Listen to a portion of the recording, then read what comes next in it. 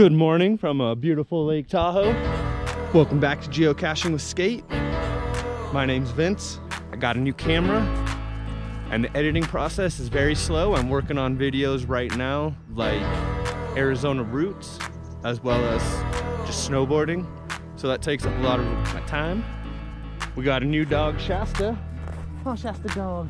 I know he just wants to play right now. Life, but he still don't fly, so he's mad. But she's a geocacher already. We've been on some missions. And for Christmas, Crystal got me a trackable monkey.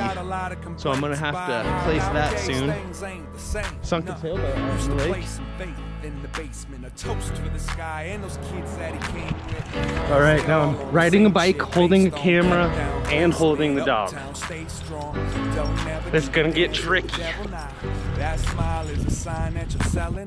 I was just scrolling. Where are we driving to right now? Atmosphere.